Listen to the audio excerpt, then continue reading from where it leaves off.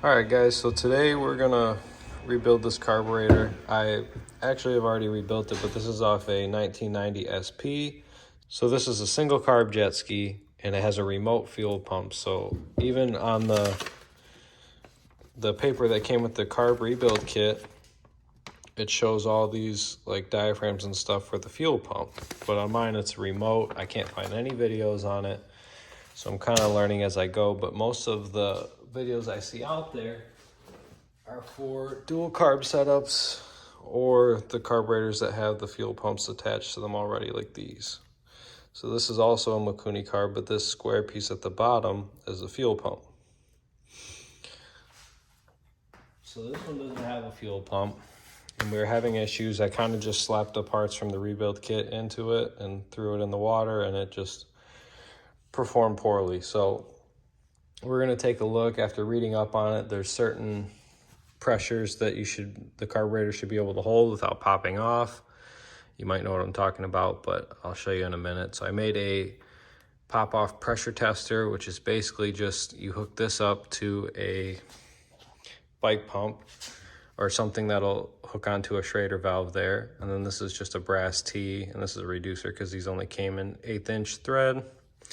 You get a pressure gauge like this one. The lower the numbers, the better. If you plan on doing a lot of these, I know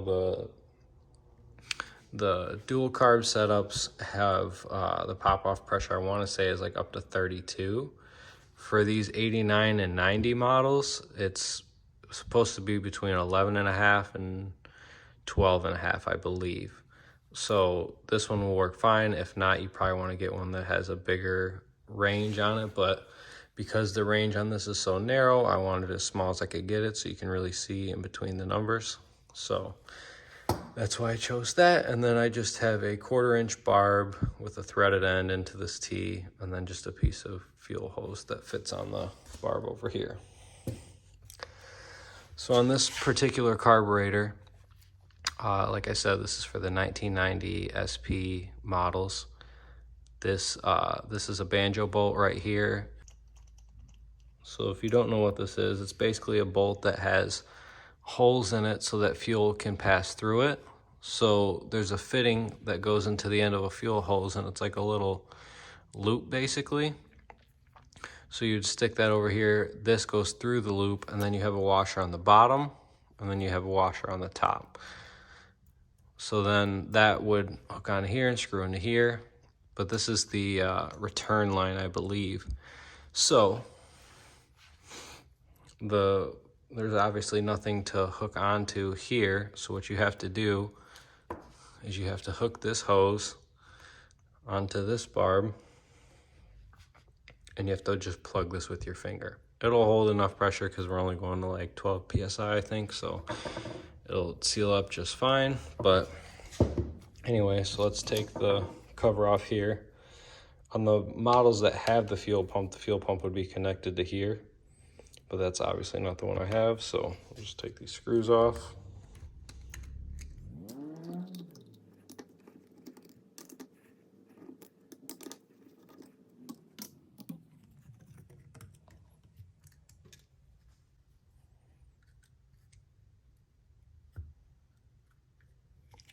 We'll take the cover off, then this gasket and this diaphragm.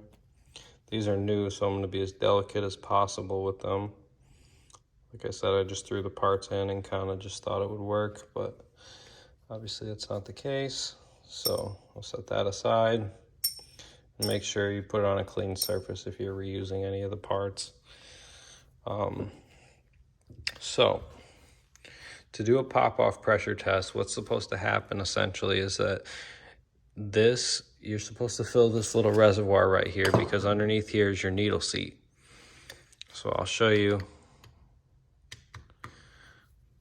Take this screw out.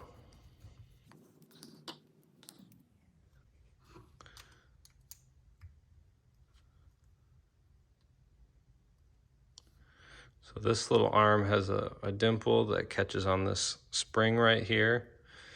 And what this lever does is it bounces up and down and pushes this needle seat up and down. So Here's your needle seat. That goes down in here. And then this spring goes here, obviously, and then you take your thing, your little lever arm here, make sure that the dimple lines up with the spring, kind of press it in there, it almost kind of snaps in, not totally, but take that, put the screw back in. And what's supposed to happen essentially is that if I take this bike pump here and put this on here, and I fill this reservoir up with some type of like lightweight oil, like WD-40 works fine. You can look at the pressure gauge here. It should pop and you'll see the oil kind of spray out, but it should do it at about probably between 10.5 and 11.5 PSI. Okay, so you can see the pressure gauge here. So I have to cover this hole where the banjo bolt goes into to seal it off, because otherwise the air will just come out of there. Should read 11.5 before it pops off, but you can hear it hissing out. It's not holding any pressure at all.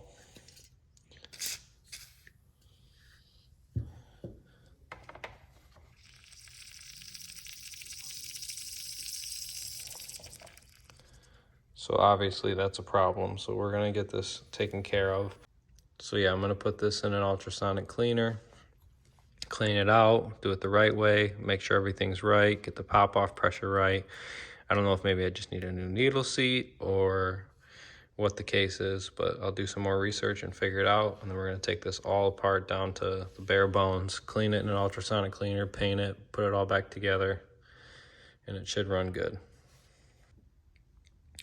Okay, so we're gonna take this all apart now and strip it down to nothing so we can go ahead and put it in the cleaner.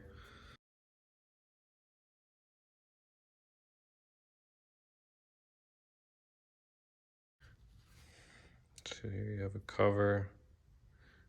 Looks like a little diaphragm and a gasket.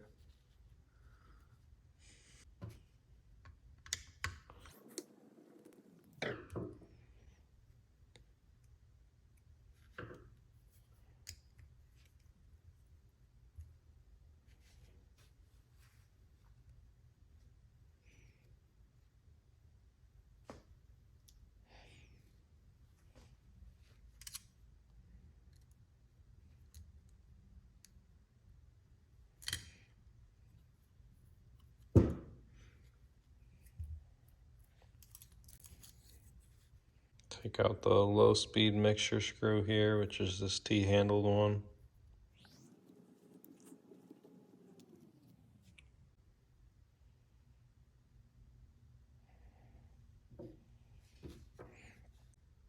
If you look close, you'll see a hole right there. That's the one of the jets.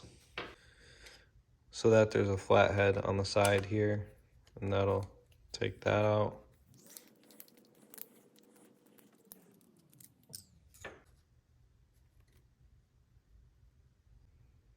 There's an O-ring down in there, so I'm gonna get that out.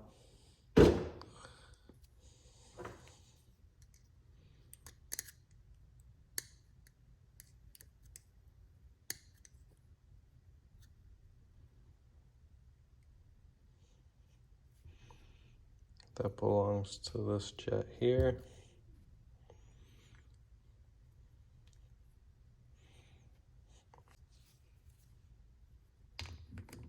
And we're going to take this out here. This is just a 10 mil socket. As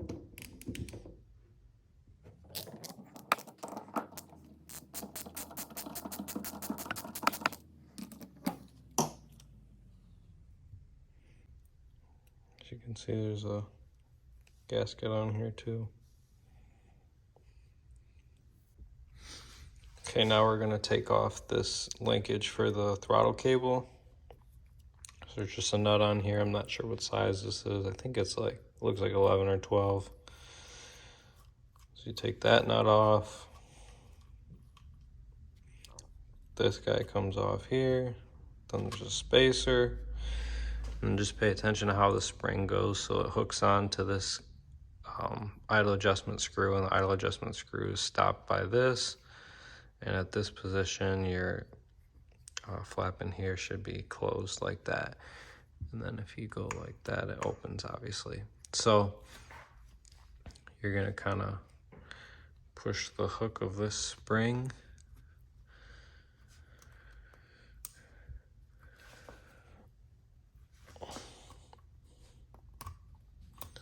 off like that.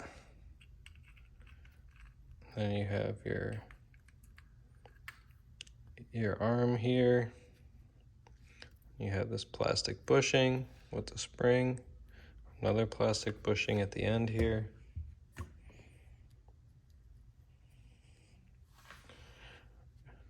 And that's it for that one. Dunkaroo. Yeah. Parts are all cleaned up. We're gonna pull them out here and see what they look like.